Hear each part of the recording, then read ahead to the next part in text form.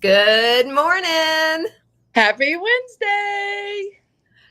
This is the WOWW Podcast. Wendy's on Wellness Wednesday, WOWW. And I am Dr. Wendy Sue Massey.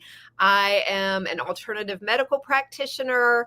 I am an author, owner of Freedom Holistic Wellness, lover of Jesus, lover of my family. Got my husband, my 3 kids, and 2 grandbabies. And love to garden, love to cook, and love my beautiful friend, Wendy Flournoy. Oh, love you too, Soul Twin. I'm Wendy Flournoy, certified hypnotherapist, herbal enthusiast, lover of all things non-toxic and God-given, wife, mom, Gigi, gardener, janitor, all the things. And today we are exercising our rigid flexibility. As Wendy and I were just about to go live, a big transformer blew from the ice that they had, and she has no power. So she is coming to us on her phone today. Right. So sorry about the darkness. But I am sitting in a room with the fire going, and hopefully they'll get it fixed before it gets too cold in the house. Yeah. And we'll be okay. We'll weather the storm, and thank goodness for cell phones. Yes, for sure. For sure. So how has your week been? I am excited for you on your new house adventure. I am, because this is the time of year where it gets kind of dreary for me. So I love starting to plan what I'm going to do in the spring with the garden and all like that, because it makes me happy. I love looking at seed catalogs. I got 5 of them sitting right here. Yes. This is planning time for me. And here I'm actually doing a land Sabbath for my backyard that I've been working on for the last 6 years. I'm going to let it sit. I'm going to revamp the beds. That doesn't mean I'm not going to be gardening, though, because I have other areas of the yard that I want to get started in doing. So we'll revamp the back and try to get other things going in different areas of the yard, and just let that land rest and regenerate. And then we'll get back into that area next season. I love that you chose the 7th year you've been there to do it, because that's biblical. We were supposed to do that, and we've gotten away from that. So that's awesome. That's awesome. Yeah. And I watch a lady on YouTube. Her and her husband have the 1870s homestead channel. Uh-huh. And she did it. And I was like, that makes so much sense of what she was explaining, what she was doing, and because of biblical principles and this and that and the other. And she kind of did the same thing. I'm like, well, that's cool. I said, because you don't have to stop gardening. I mean, what would I do with myself, Right. Season.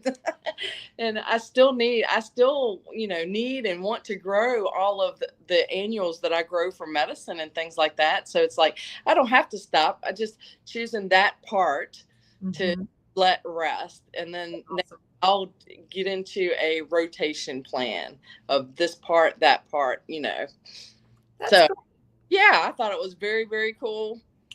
That'll be fun to watch for sure. I'm excited to see what all you do with your year of Sabbath, because it's going to be, I know it will be anything but Sabbath rest, but it will be at least giving a lot of the soil a time to rest. And so that's awesome. Yeah, because I've been wood mulching that area ever since I've been here. So when you pull back the mulch that's still there now, the soil is so deep and dark and rich and full of worms and things like that. So it's doing exactly what it's supposed to do. So now it's just time to let it rest.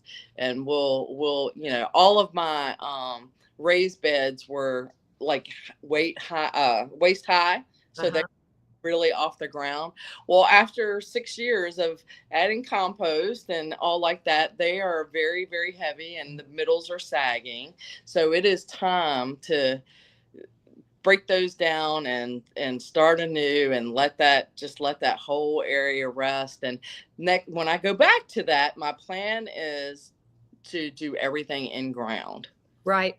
Because the soil will now be ready for all in ground, and I shouldn't have to till or anything because the soil has now tremendously amended. That's awesome. That's awesome. I'm excited about that for you.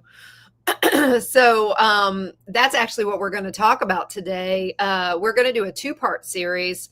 And the more I thought about this, it could easily be we do this every month where we just talk about, okay, what do you do as a gardener in the month of February? That's what we're going to talk about today. What do you do in the month of March? That's what we're going to do for our next one that we're planning. And then we'll go from there. If you guys enjoy this, maybe every month it'll be, what do you do in July, and just kind of follow. And if you're not a gardener at all, start with one little thing, maybe herb that you use in the kitchen, and have a little herb garden, or start with one little plant. If you think that you have the black thumb or whatever, because believe me, 10 years ago, I would have told you I have a black thumb.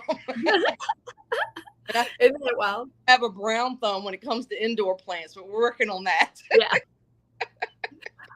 We are definitely going to have a whole lot to talk about, as I invited a lot of people to join our YouTube channel, because when we close on our homestead, that was our big news this week.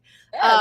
Bill and I put an offer in on a house, and I just have to share. I haven't been all that, I haven't made a big deal about this on social media, but this was such a God thing. It was absolutely unbelievable, because I know me, and when there's something I want, the Wendy of the past would have been like, okay, Lord, I don't want to hear if it's not what you want, because this is what I want. It was very different this time. This time I begged him. I said, I don't care how perfect I think this is. If this isn't what you have for me, let our offer fall through. Because I know that when it's something I want so bad, I don't have a great ability to discern what should happen and what shouldn't. So I put it in his hands. This takes over, because it's what we want, So else. Yes.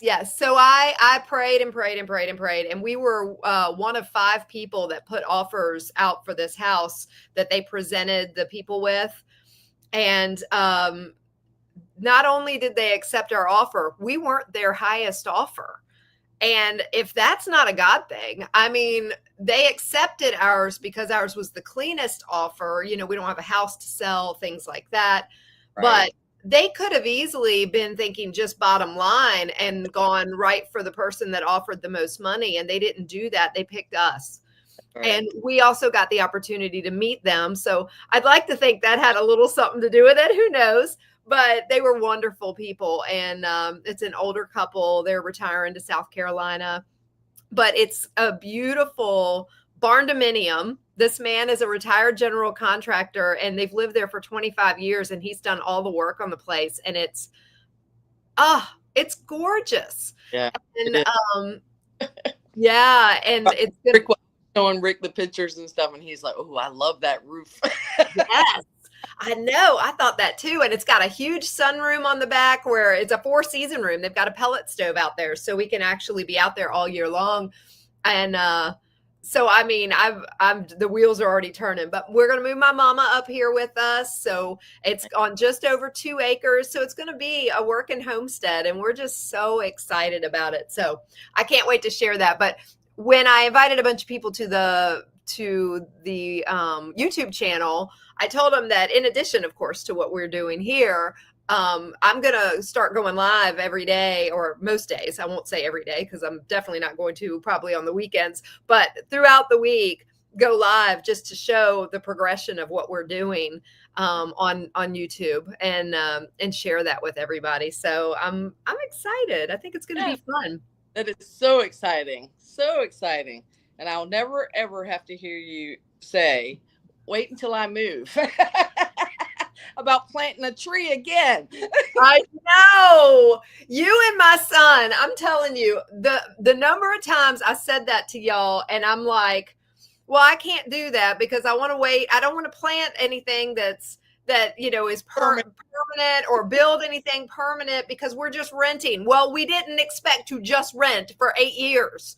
And then I'm forever like, well, it can't be much longer now. It can't be much longer now. All the things I could have done on this place, knowing if I'd known we were going to be here 8 years, but we didn't know. So, but now you're exactly right. And Matthew would make me feel horrible, not intentionally. My son, he's got such a servant heart, as do you. And you've said this before too. It's like, well, if you don't enjoy it, somebody else will. And I'm like, I want to enjoy it. I know. I have pawpaw seedlings growing in my front yard, and I've had them for 3 years, and they're like this big now. I will never reap the rewards of those pawpaw trees, but somebody behind me will. Yes. I love y'all's heart for that. I will not have that attitude because I know that this isn't a forever home for us. We're going to be there about 9 to 10 years until we have our big homestead out in Tennessee with family. Hopefully be dragging my Wendy along with us and everything. But, That's the plan. Yes. So, I mean, this isn't a forever home, but it feels so different because it's ours. It's something that even if we leave in 10 years, how nice would it be to be able to offer up a running homestead to somebody, and they might want a clean slate, but if they want a running homestead, it'll be ready to go. Perfect for them. And, that is, I knew when Rick and I bought this house that this was not our last stop. Yeah. And thankfully, God put it on my heart not to let that get in the way of what you want to do with it. Because somebody who gets it next, if they don't like what I've done, they'll make it theirs. Yeah, exactly. So, but it does feel a lot different with it being ours. So I'm excited about it. And knowing that my mama will be there to enjoy it, for as long as God gives her on this earth, it's going to be just goat milk. Yes, goat milk. Yes, we are definitely going to do our goats for goat milk and make our soaps and make butter and cheese and all. Yes. I'm excited. I am too. It's like, I don't know. I'm living vicariously right now because I And how weird is it? And that's right, because we talked about this on the last episode that we were looking at houses in Maryland when we talked last week. Well, all of those fell through. We put in 2 offers and it wasn't the right place. And this place popped up, just went on the market the end of last week, and we saw it on Sunday and knew. We were like, this is it. This is the place. So we knew why God said no to the others, because This was perfect. And it's just over 2 acres. It's not a huge place, in the idea of farming, but my gosh. Do so very much on 2 acres. Oh yeah. The very first thing I did, I have small scale homesteading book that I got for myself and both my kids because I'm so into this and I knew they would be too. And they both have smaller yards, but but they're very interested in growing things and having their gardens and everything. So the very first thing I did was open it up because it stops at 1/2 acre. And so I was like, okay, what do they say you can grow on 1/2 acre? And it was, so much. And I knew that, but I would have never thought of a 1/2 acre being enough for pigs, goats, chickens, and all the things that we want to grow. And we're going to have 2 acres. So it's like, oh my goodness, I'm going to go crazy. Believe me, if I didn't live in a neighborhood and was allowed to have, I would have bees, I would have chickens, I would have maybe a goat or 2. All 3/4 of an acre. Yeah. So it does. And, I follow a lady here in Richmond. Her name is Gail, and she has a Facebook group called Growing with Gail. And she lives in a neighborhood and they have an HOA, so there are a lot of restrictions, but she grows a ton of food in a very small space, and she donates a lot of it to food pantries and things like that. And I'm like, that just shows you don't need a lot of space to grow a lot of food. That's right. Oh, that's so exciting. Dog, he's the power trucks are roaming the streets, and every time he hears a little noise, he barks. Oh, that's all right. We listen and we don't judge, even the puppies. That's right. All right. So today we're talking about what do you do in February? And I can tell you, it's so funny because there really are things to do every month of the year when you are an organic gardener. But Wendy and I both started doing this to battle the winter blues. You know, it was like, it wasn't, oh, hey, we need to be these great, proactive people in our garden. No, it was, I'm going to die waiting for spring. So let's start doing stuff. And I know that was for me. I mean, like the greatest gift in the world. I should have brought them in here. I know you've got some seed catalogs. I've got like 10, 12 seed catalogs that have rolled in. Y'all get on one or two lists. You're going to get them all. Yes. There you go. They make me happy this time of year, just thinking about it and planning. It soothes my soul because it's snow and ice out there right now. Yeah. They know that we need them because they start sending them in December, and then really heavy in January. And I'm just like, thank you. And it's people sometimes that I've never purchased anything from, and I'm getting seed catalogs and I'm like, I don't know how you got my name, but I'm glad you did. Keep coming.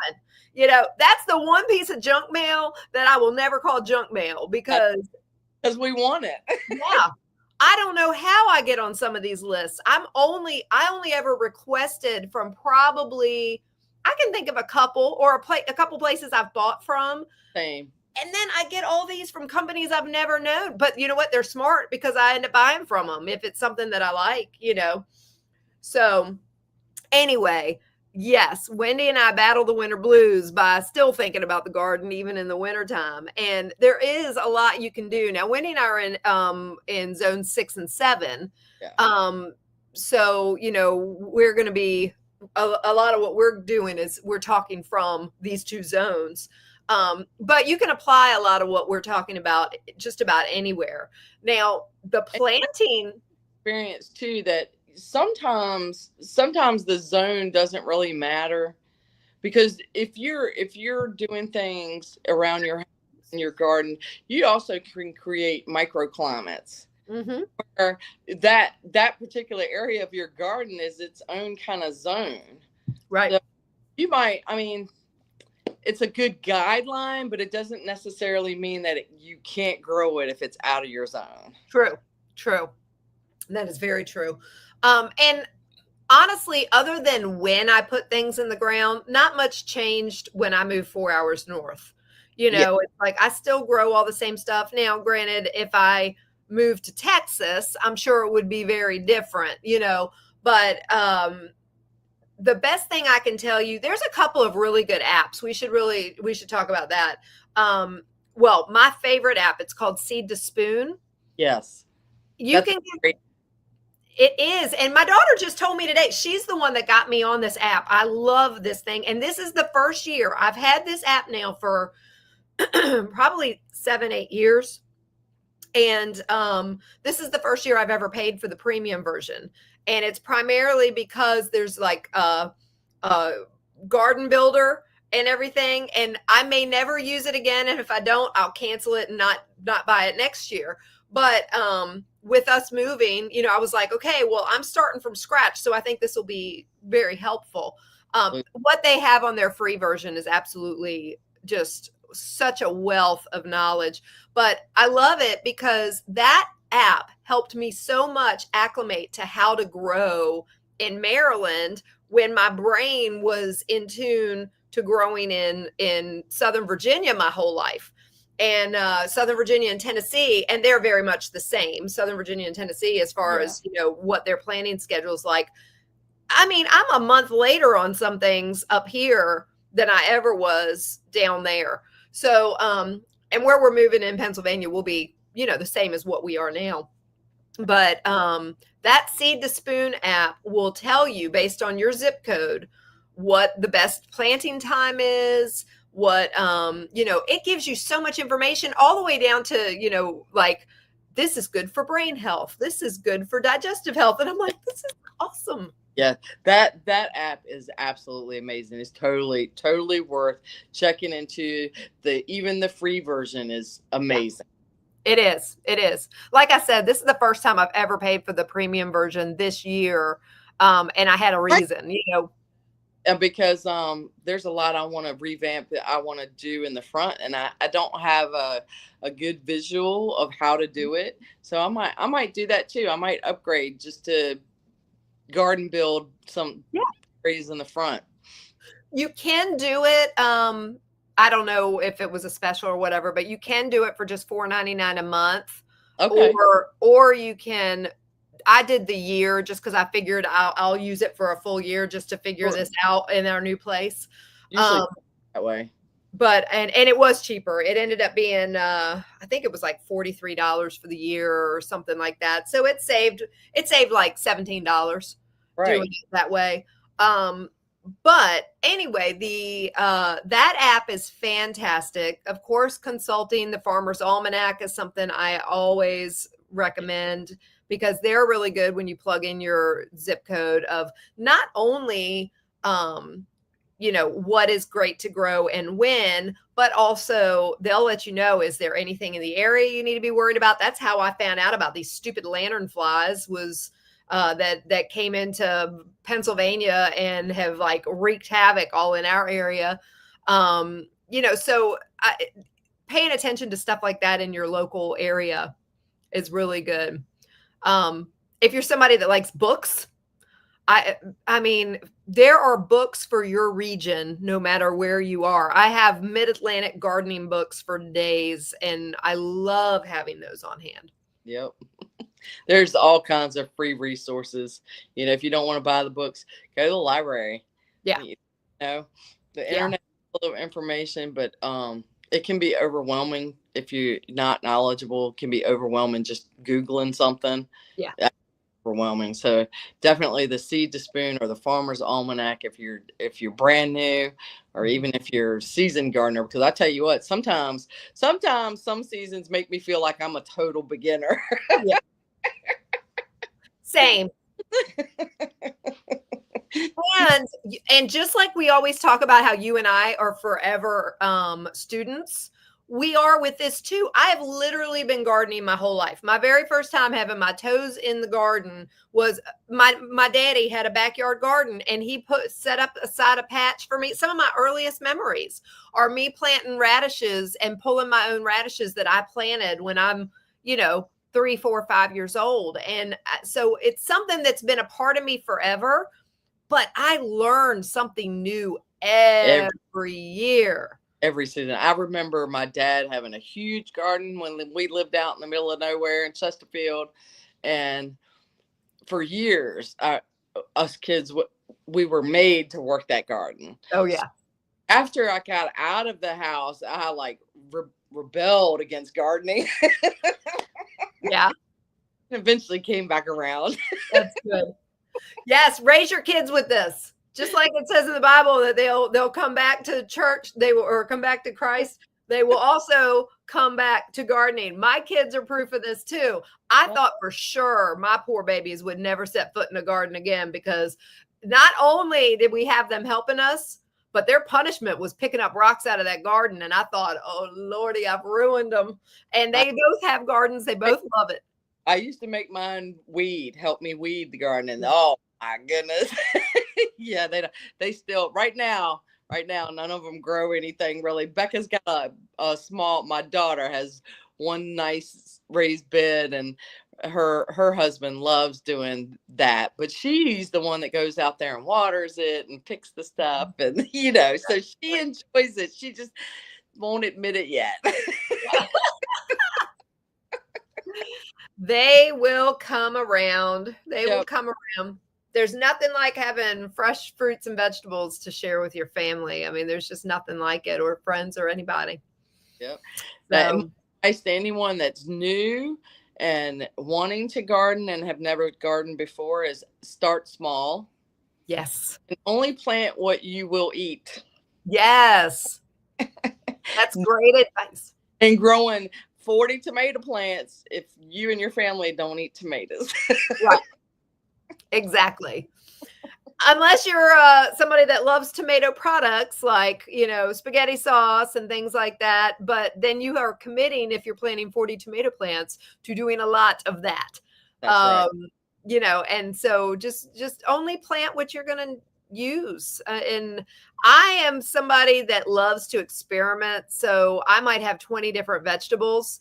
And Bill a lot of times will say, he's like, baby, you've never bought a spaghetti squash. I'm like, yeah, but I will eat them in a heartbeat if I'm growing them. And, so there's a lot of things I don't buy all year, but when I'm growing them fresh, man, I will enjoy the heck out of them. That's right. So, I think it's like anything else that we've talked about before. When it's your own and you've put your hard work into growing something and you've done it organically, first of all, you're getting a whole lot more nutrients than you would from anything buying at the store. And second of all, just it's yours. Yeah. You did it and it tastes so much better. Yeah, exactly. So now that Wendy and I have been doing this for a while, and now instead of it just being to chase away the winter blues, our winter time has also become one of the most important times because planning is essential. Yes. Early actions will help you avoid last minute delays and you'll be prepared. And I'm telling you, it is very easy for me. I can mark things on a calendar now and say, okay, I'm going to plant this in this 3-week period. And I'm going to plant this and this. I have a gardening calendar and I'll write out, okay, this is when we do our peppers. This is when we do our potatoes. This is when we do our tomatoes, and I have it all lined out. Why do I some weeks get to something and I'm looking at it and I'm going, oh my gosh, I didn't plant my cucumbers last week. So, you really got to plan ahead and pay attention to the seasons, because I can tell you right now, I planted squash too late 2 years ago. 2 seasons ago. And I think I had 2 zucchini. Yeah. And I mean, it does make a difference. You want to make sure that you're really paying attention to those windows of the sweet spots when you can plant. You can push it a little early and a little late with some things, and you get to learn that as you go. Yeah. But when you're brand new, some things you can even have time enough to do 2 rounds of. Yes. It just depends what it is. But like I messed up 2 years ago with the loofahs. I didn't get them started inside early enough for them to be able to have time to ripen before we got our first frost. So it's like a lot of things are trial and error, and it's like, that's why I say start small, because if you've never done it before and you just go big, then you're kind of setting yourself up for failure. Yeah. And just because something didn't work in the past, if you're in a new place, doesn't mean it won't work there. I never could grow greens, kale, spinach, lettuce, any of them. I don't care how much I tried to plant them. Right. They died every year. Or barely sprouted in my old place in Virginia. When I moved up here, we had the most beautiful greens here. I have never had a problem growing lettuce, spinach, kale, all the things. And it's really incredible the difference that different soil makes. I mean, it makes all the difference. I always tried growing hollyhocks in the spring, and then someone gave me a tip of seeding them in the fall. And I never had any luck when I did it in the spring. So I did it in the fall. And it's just like my cilantro. I don't plant cilantro in the spring. I plant cilantro in the fall. And it overwinters very well. So when it starts to get warm, I have a buku load of cilantro. And by the time it gets hot, it's gone. It goes, it doesn't like to get too hot. So it's like just little things like that. Just try it. If one planting's not working for you doesn't mean that moving to the other side of the house or something like that, something as simple as that can change everything. Yeah, definitely. So, some different considerations for different zones. I pulled these up because I know that people listen to us from all over. But in February, if you're in the colder zones, which would be like zones 3 to 5, mostly indoor prep, pruning, and soil care. Care when you can get to your soil. So that's the big things you're going to be doing in February. For us, zone 6 and 7, we're doing seed starting inside, soil prep, and early cold weather plantings. Yes. With the snow coming, not happening so much here, but there are some things that you might be able to get out and do by the end of February. I know years ago when I was in Southern Virginia, March 1st, and granted, I know we're talking February, but you're planning for this. March 1st was the day I put in my peas. Yeah. And so there are things you can do while it's still cold. But yeah, so, still a lot of planning. But then the milder zones, some direct sowing and transplanting can begin in like zones 8 to 10. But so for planning and organization, what do you do, Wendy? Anything specific before I jump into my list?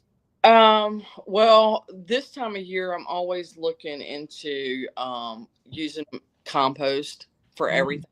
Compost, layers of compost, and I don't create enough of my own yet. So if you're in the Richmond area, I like Mulch Unlimited. They have a really good mixed compost that's mixed with mushroom and leaf.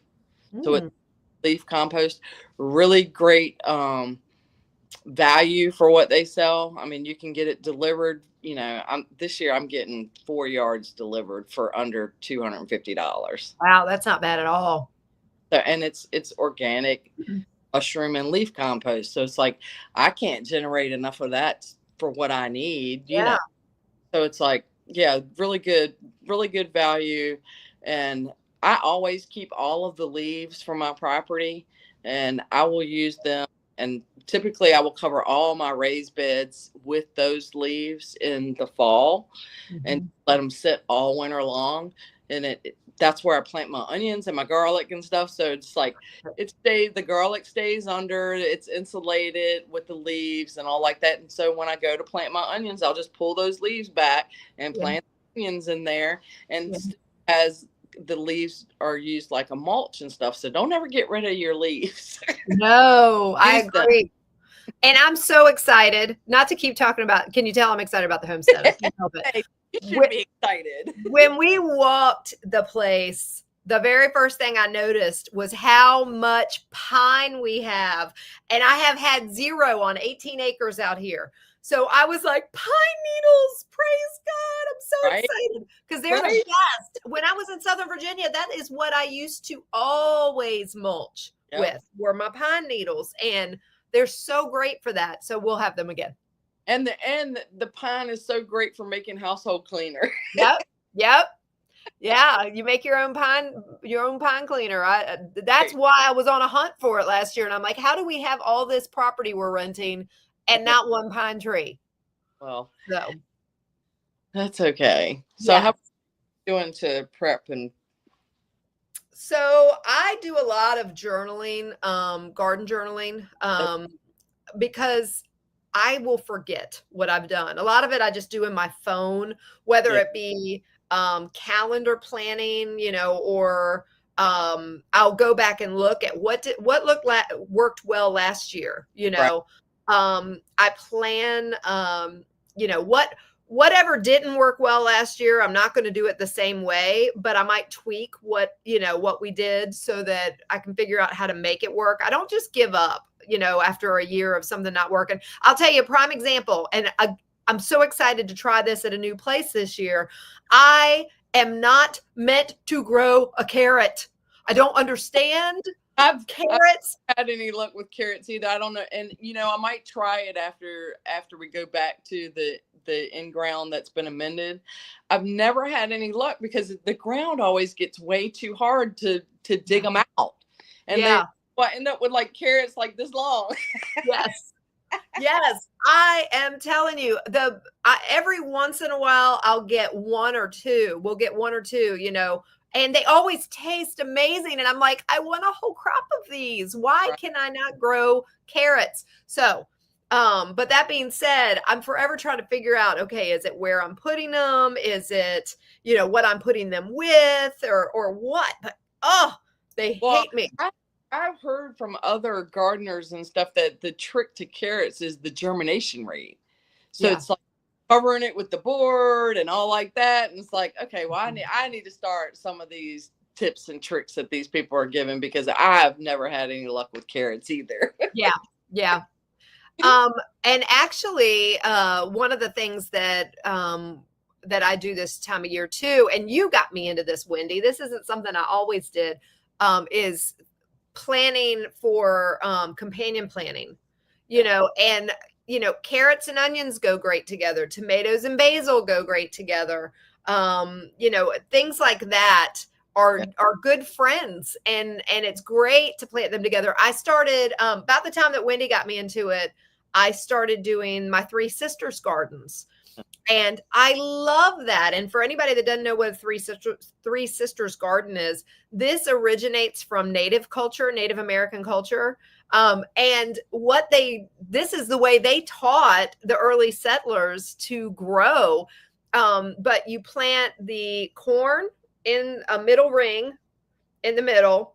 You plant beans around it because then the beans will climb up the corn, and you plant squash or something in the squash family on the edges around that, because then they will help squash out the I didn't even mean to do that. That was pun intended. No, I'm just kidding. They will squash out the weeds from that whole area. But the beans put nitrogen back in the ground that the corn robs. And so, I mean, it is so incredible how they all work symbiotically together. And so I've started doing that. Last year, I didn't have luck. I started it too late. Again, timing is everything on those. But they do so well when you get the timing right on those. You've got to do, the corn at one point, and then like 2 weeks later, or when they're about 6 inches tall, you do the beans. And then about a week after that, then you plant your squash. But it's so cool to plan those. It is very cool. I haven't actually done it yet, but I loved watching yours. I loved researching it and looking at it and things. I'm hoping to do a part of that backyard now that everything's good next year with the Three Sisters, and we'll see what happens. I don't know if I'm going to use corn as the center. I might use something else that grows up like that, just because I don't have enough room to do a lot of corn. In order to get a good crop of corn, you have to plant a decent amount. Yeah. So I'm not sure that's worth it. I've seen people use sunflowers and amaranth or something like that grows tall, and just something for the beans to climb, Wendy was talking about journaling, and journaling is very important in gardening, because otherwise, how do you know, or how do you remember what you did last year or the year before or the year before that? I think it's great to go a resource to go back and look at what worked, what didn't. I label all of my herbal stuff that I make, because I will not remember what's in that jar. Right.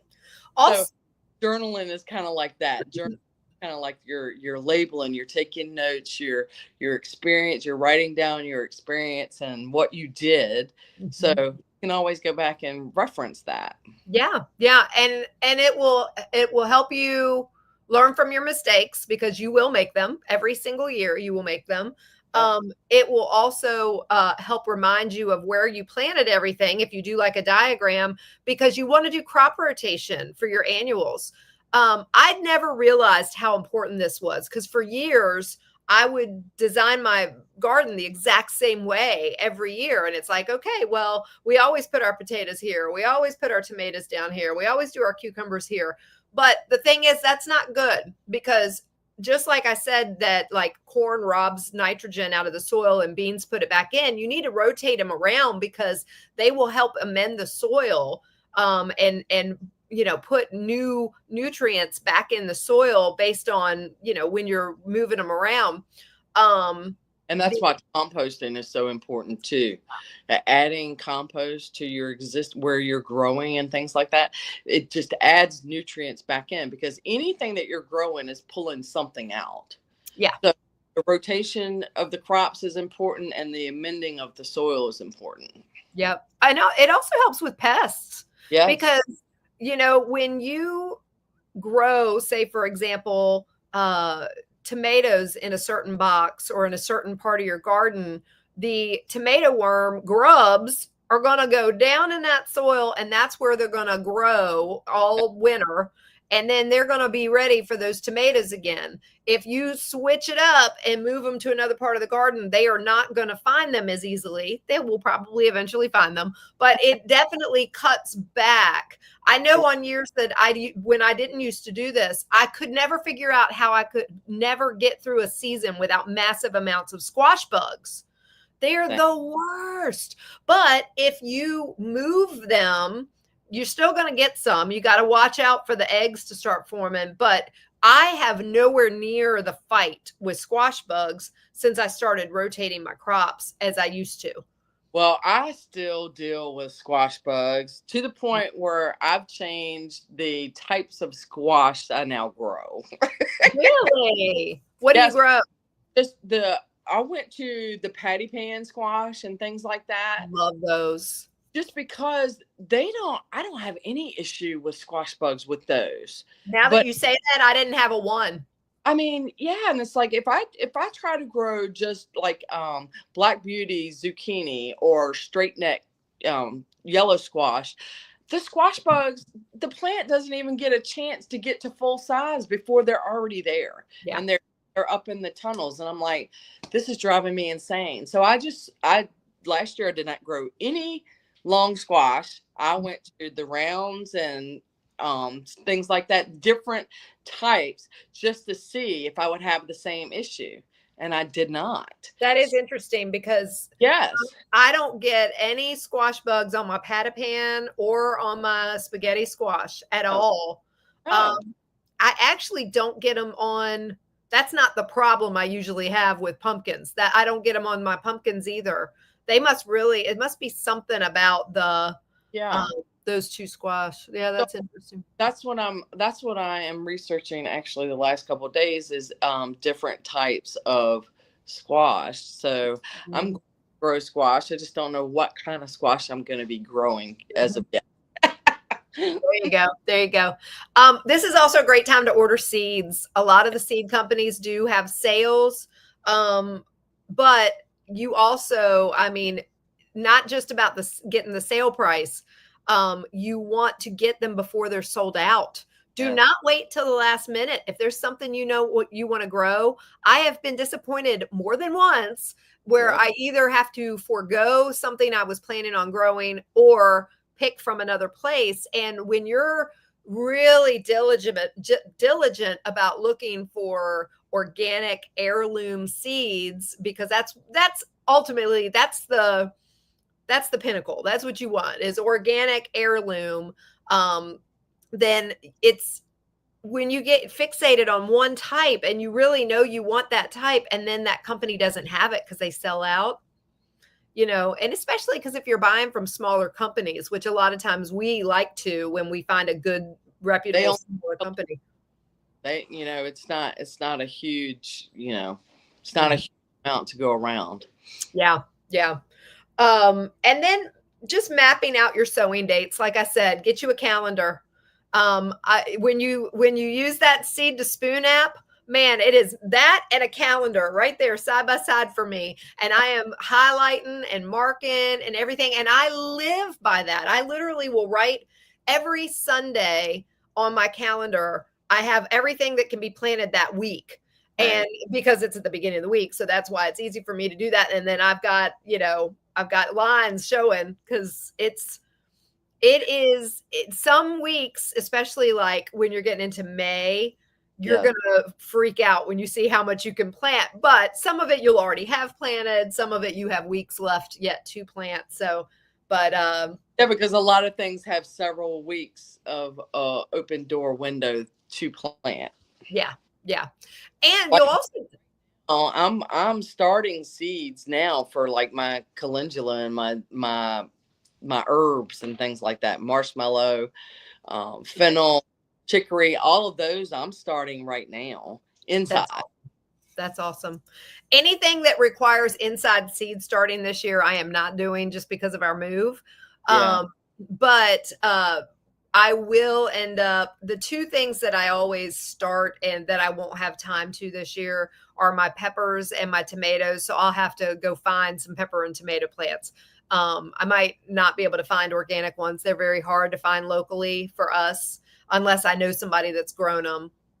I think the most important thing, because I don't want to discourage people from buying plants, but the most important thing is if you get plants and you know they're not organic or they don't say organic, then make sure that you come home and you grow them organically. Yes.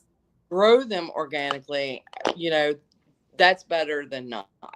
100%. Exactly. And that is what it comes down to, because you're gonna that means you're not putting chemicals on it. That means you're not adding, junk that's going to affect your soil or your plant. So yes, 100%. You're right. And there's been plenty of years. Find plants that are not organic. Yeah.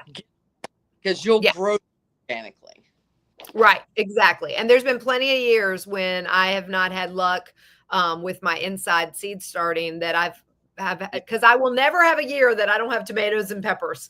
So if my tomatoes and peppers are no good, I'm going to go buy some plants. And so, and that's one of those things, a lot of things you can start from seed in your garden. Tomatoes and peppers, at least up here, you cannot. They take a long time, just like the loofah. The loofah takes forever. Now I have started, you remember the Serrano, how well it did this last year? Yes. I threw a pane of plastic over top of one of our raised beds and scattered a bunch of seeds in there. And that's how those Serranos grew, and they did fantastic. And then I just thinned them out to like 6 of them and left those. But oh my gosh, that was a makeshift greenhouse when you put that glass on top. And I'm like, I love that. Yeah, it was perfect. So, definitely you're going to prepare for indoor seed starting. Wendy is already doing it, which is awesome. What seeds can we start in February? You can start cool season crops. So like your broccoli, cauliflower, cabbage, kale, lettuce, onions, leeks. I don't start a lot of those inside. I will do the broccoli, cauliflower, cabbage inside. I tend to do the others directly sown, but I buy onion sets. I cheat because I have found Dixondale. Do you buy them from Dixondale? Dixondale Farms, yes. That it's so worth the money. Yeah. I mean, I can hardly start seeds and my time that it takes to do the seeds. It's better off buying the onion sets. Yes, they are, and they're fantastic. And I don't think they're organic, but again, we raise ours organic, so I don't stress about it. But Dixondale Farms out of Texas, they are fantastic. Both of my kids use them. I use them. Wendy uses them. I found out about them from a PA I used to work with up here, and he uses them. And I will never use anybody else for onions. I mean, they're unbelievable, and they're very reasonable in cost. But we'll buy, oh my gosh, I think this last year we did like 200 onions. Oh, wow. But they send you the little sets where basically it's just a clump of a whole bunch of sprouted onion seeds. Yep. And then you just plant them 4 to 6 inches apart. I've never had bad luck with any of their onions. Yeah. No, I haven't either. Not a one. some of my reds were always on the small side, but they still, that could have been something I'm doing, Yeah. Yeah. Warm season crops you can start early this time of year. Peppers, eggplant, tomatoes, those you can all do from inside. And they're great to get started as well. Yeah. Let's see here. You want to avoid synthetic fertilizers and peat-based soils if possible. You want to definitely go for the organic, non-chemical soils when you can. The price difference when you're making especially when you're making your own soil blends is not bad. I know that's not always practical. It's a whole lot easier to go to like Walmart and just buy their organic soil. I do that a lot of times, and there's no shame in that. I would like to come up with a cheaper way that involves, having your own manure and mixing it in soil and just having it in a wheelbarrow that I can then, do that myself. But in a pinch, there are organic growing soil mixes that are special. They're specific for vegetables that are wonderful. Lighting matters. I always have to pick up at least one bag of soil. I like organic. Yeah. It's good. It's good quality soil. It's costly, so you don't want to use that, something like that if you need a whole bunch of it. But if you just need a little something to get things started, it's probably one of the best. Yeah. That's the only time I buy soil. I mean, I can't say that. I do buy, I do get big bulk, deliveries of certain types of soil if we need something for like raised beds or something. But as far as like bags of soil, the only time I buy bags of soil is to do my seed starters. Same. Or, I always seem to have a bag around here just for potting things up, because I have a cactus and I have a couple of peace lilies and things like that. But something always needs to be potted up, or even when seeds starting, if you go too long and you got them in those little seed starter trays, sometimes you got to pot them up to bigger pots. So you're going to need to. That is true.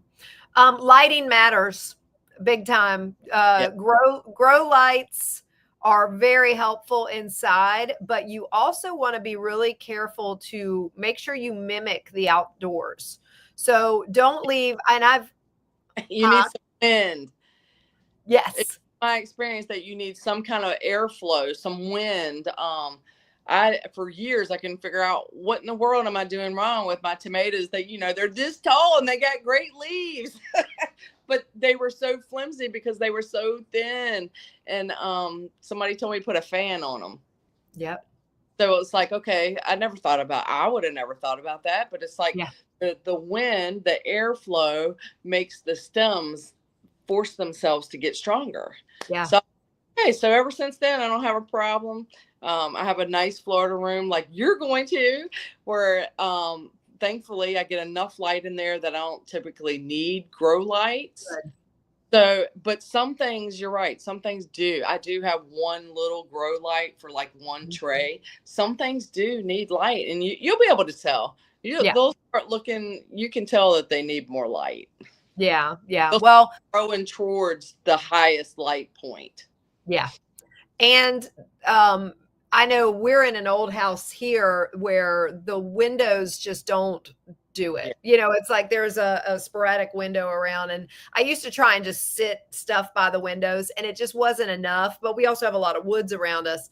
So I started doing grow lights, but I made the mistake there for a while thinking I was doing good by leaving them on all night long. You don't want to do that. You've gotta, yes, they need the warmth, but they also need, just like we need a circadian rhythm, they do too. They need to know that the sun's going down. They have their rest period that they go through just like we do. And so you crank that light on first thing in the morning and crank it off before you go to bed. And the heat mats now, they're very reasonably priced. I mean, you can get a really nice heat mat for under $20 nowadays. And to at least 2 big trays of seedlings and stuff. So that always helps a little bit, especially with like peppers. I Yeah. always heat mat with my peppers because peppers love heat.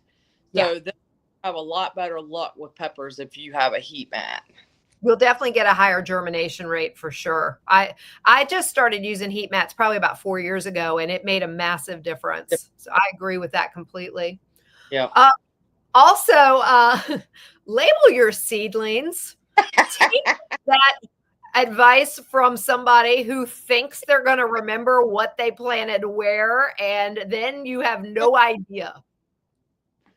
Or how about make sure that you're labeling with something that doesn't soak up water. Yes. Because I've done that before and couldn't tell what in the world it said. Yep. And you have a whole smorgasbord of surprises. Yes. I have had multiple years. You would think it would have only taken once. I've had multiple years where I've been like, well, they look alike. I guess I'm planting them together. I have no idea what this is, but I'm going to put this over here. And it's like, what am I thinking? Just put the stupid labels on them. Yep. Same. Now I've gotten a little bit better to where I will break the trays down into this tray is all of these. This tray is all of these. Because I take like the big 72 cell and mix it all up. No, I don't do that anymore. Just because own mistakes. Yes. If you're not going to remember. I can tell you, you're not going to remember. Label them. And if you really, I'll tell you, part of when I label, I'm also journaling that because I love to do new varieties of different things. And then okay, well, I planted this variety here. Sometimes I might plant 3 or 4 different varieties of peppers or 3 or 4 different varieties of tomatoes. And so that way I know, what it is. Yeah. I'm carrying y'all out to my truck because my phone is going to die. Oh, no. I still don't have power. So I'm like, okay, well, I don't want my phone to die while we're still on live. Rigid flexibility. That's what happens when a transformer blows right before we go live. That's right. Oh, my goodness.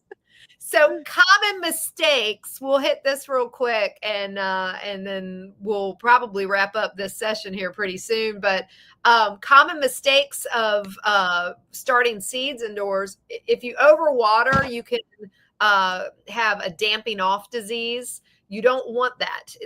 That's like where the seed, the leaves get a fungus because you've watered them too much, or like a mildewy. Like that's a good point.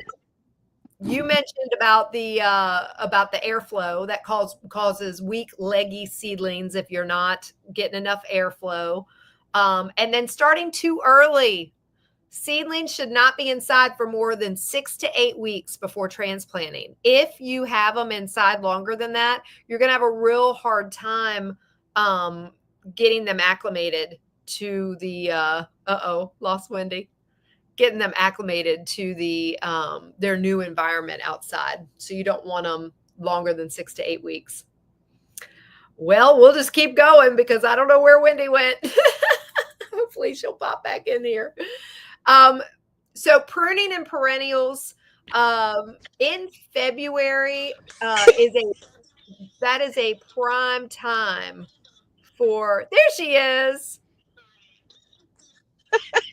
Okay? Sorry, I was trying to connect to my truck. Oh no, that's funny. So I was talking about why pruning is ideal in February. Okay. Because trees and shrubs are still dormant, and that's when you want to prune them. You know how I always remember, because I have a couple of rose bushes, and Valentine's Day.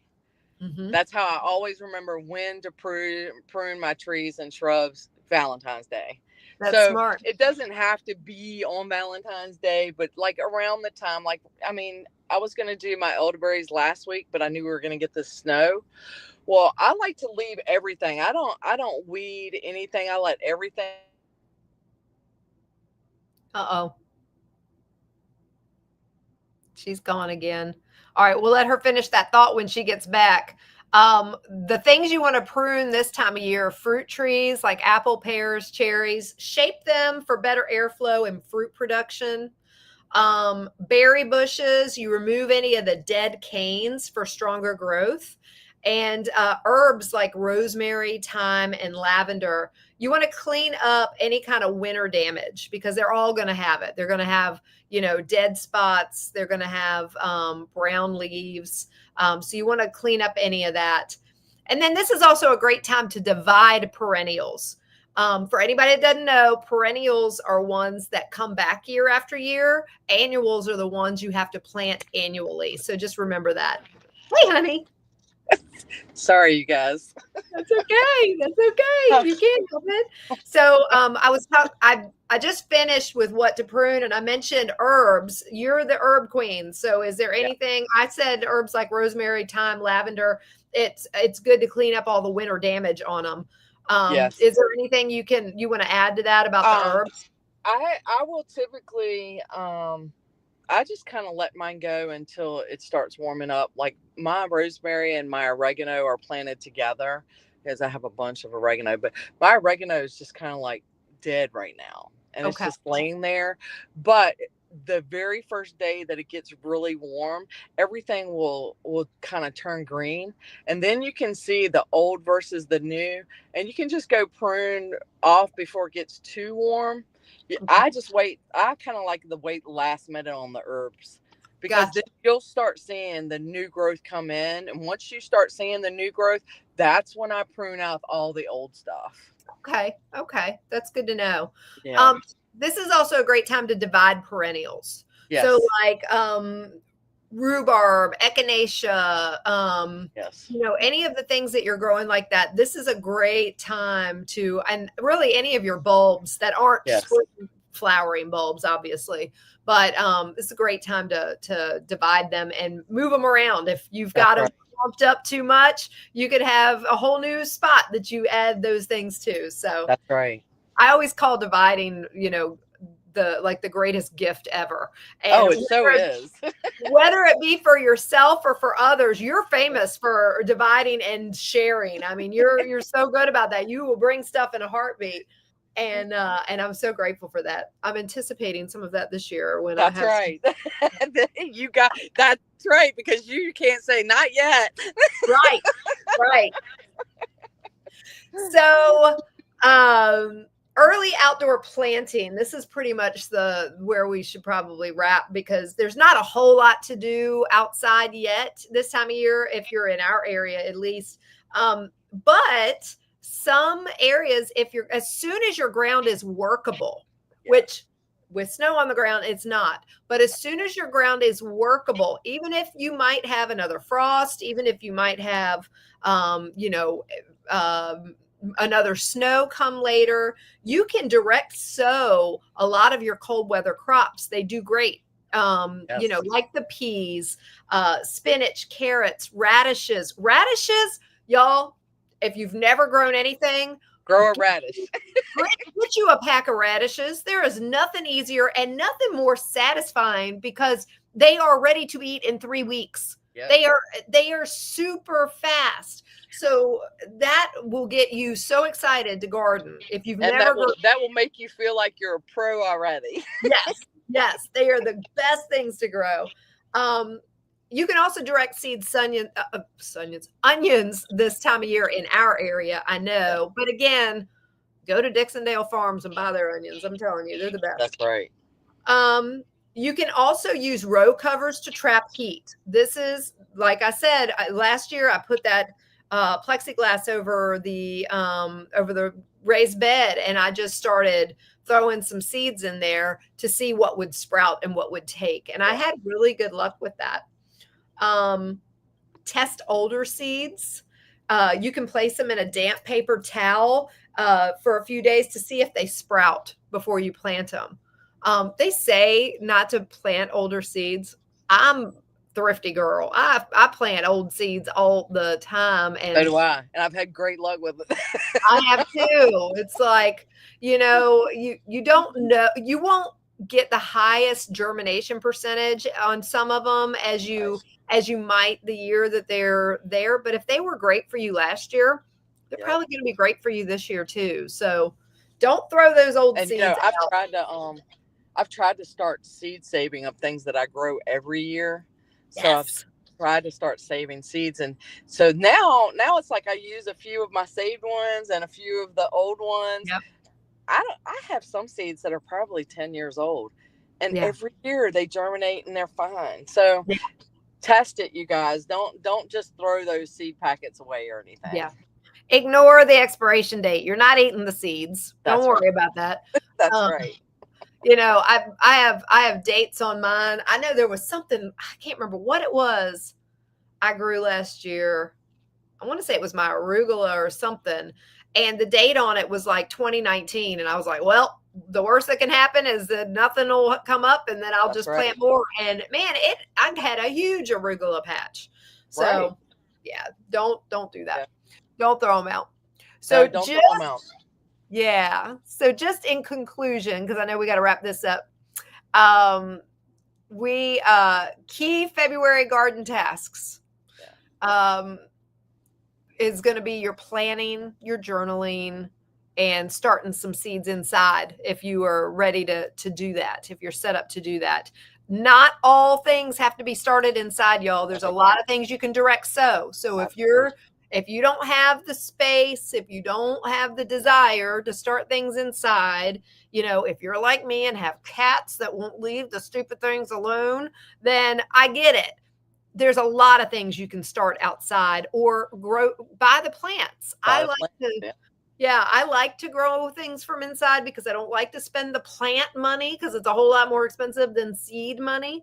But I'll tell you though, there's a lot more people. Make sure you take the time to look around because there's a lot more local farms that are doing seed starting for their communities. Yeah. They'll sell you a 4-pack of tomatoes for $2. Nice. I mean, so that's pretty reasonable to me. Yeah, you know what I mean? That's very reasonable. That's very reasonable. Also, if you and a bunch of your friends are all getting into this, start stuff that each other isn't starting and do a swap. I mean, a lot of times, if I start 40 tomato plants, now y'all, I'm go big or go home girl. I can't say I've never planted 40 tomato plants, but typically I don't really want to plant 40. I might want to plant like 18, which is still a lot. Yeah. I always plant double. I always see double what I actually want to come out with. Yeah. And so, if you're growing tomatoes inside and your best friend is doing, broccoli and another friend is doing peppers, you guys can swap, and that's so great. That's so great. Yeah. Definitely the more prep that's done now, the less overwhelm in April and May, because April, May can be crazy for a gardener. Yes, it can. Crazy. When we talk about March, we'll talk more about soil prep, transplanting, early direct seeding, things like that. But there's definitely something different to do every month. But the biggest thing to know is if you have the winter blahs, start planting a garden. That's right. Planting it. Yeah. It will. There is nothing more enjoyable to a lot of us, and it's therapeutic. Getting in the soil. Literally, I'm not just saying, it just makes you feel good. No. The energy you get from the soil when you're out there barefooted and with your bare hands, it's healing. I always say that's my psychotherapist. Yep. It is my garden every year. And I find that to be true even just when I'm up potting things. Yeah. This time of year when I'm up potting and my hands are just in the soil, just that whole joy feeling and that Yeah. soul soothing just it comes right over me. It does. It does. There's nothing like it. And it's never too late to start. I don't care if you're listening to us in your That's right. 80s and you've never grown anything. Start. That's Start right. with one thing. Start with one single pot of something Yeah. that you'll Yeah. use. So what do you have going on this week? I will say that this is our last live for the next 3 weeks. Wendy and I are both traveling. So we will be doing recorded videos for the next 3 weeks. But you will still get tons of information that we have planned. That's right. But that being said, what are you up to for the next 3 weeks? I guess we should talk about. Oh my goodness. For the next 3 weeks. Well, I'm supposed to be going on a cruise leaving Sunday for a week and 2 days. So we'll see if that happens. There's a possibility it might not happen, and that's okay if it doesn't. I will be working on I have some more soap to make. I have some tinctures to strain. All the things. I need to make some more calendula balm. I know that I mentioned in one of our sessions about the sore throat spray, and that was echinacea based. So it's an echinacea, sage, and marshmallow tincture, and then you add peppermint and honey and things like that. I know somebody had asked me about it, but I will put the full recipe back out there once we come back again live. We will post the full recipe for that sore throat spray again. I'm going to be doing all the things to prep and get ready and plan. Now you've got me. I'll be adding to my list to go to Seed to Spoon, so I can garden plan the 2 areas that I want to start this year. Yeah, that's a great idea. That's a great idea. Also, something a lot of times people ask where you buy this and that. Seed to Spoon, I've never bought anything through them, but they have a whole list, a lot of stuff. Everything that you, every plant that you go to purchase, if you're somebody that just wants everything in a one-stop shop, if you keep scrolling on whatever it is, how to grow beets, you will look down and everything you need to grow beets that they recommend are all available for sale. Yeah. So, I mean, it's really cool. I've never bought anything there, but if you buy the premium subscription, everything that you order is always free shipping. Nice. So I thought that was interesting. I don't know that I'll still buy anything from them. I don't know. I haven't price shopped or compared with them, but that is there for anybody that's interested. Nice. Yeah. So how about you? I know you're going to see the grandbabies, and now you got to think about moving.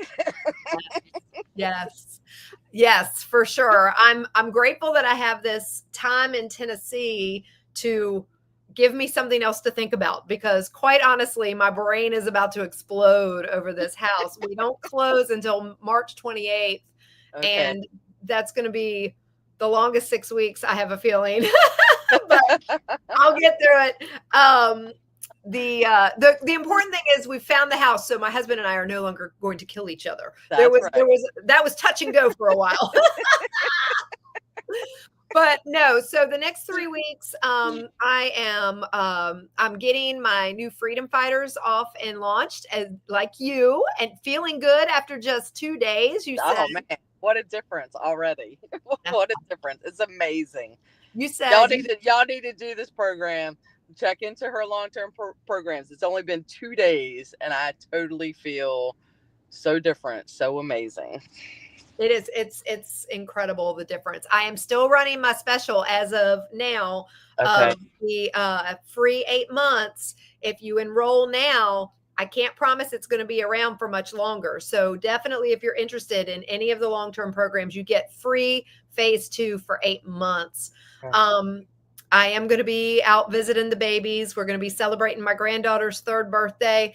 And Lord willing, we're waiting on the date. And I know a lot of people haven't heard us talk about this, but we are waiting for the date for the official adoption of our granddaughter.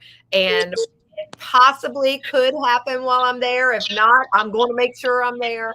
I'm so excited about that. It's been a Yeah. long time coming. Yes. So, you know, a lot of people that hear me talk about my grandbabies want to know why they've only ever seen one. And that's why, because she's been in the foster system and she's been part of our family since she was 2 months old. So we cannot wait for that to be official. And I can't wait to share her with the world. She's amazing. She's amazing.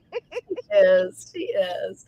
So anyway, I hope you guys have an amazing week, have an amazing 3 weeks. We will miss you all live. However, you will still get your Wendy fix if you feel like you need it, because we're going to post our recorded sessions that we have done over the next 3 weeks. And we will look forward to joining y'all live again in March. That's right. Stay warm.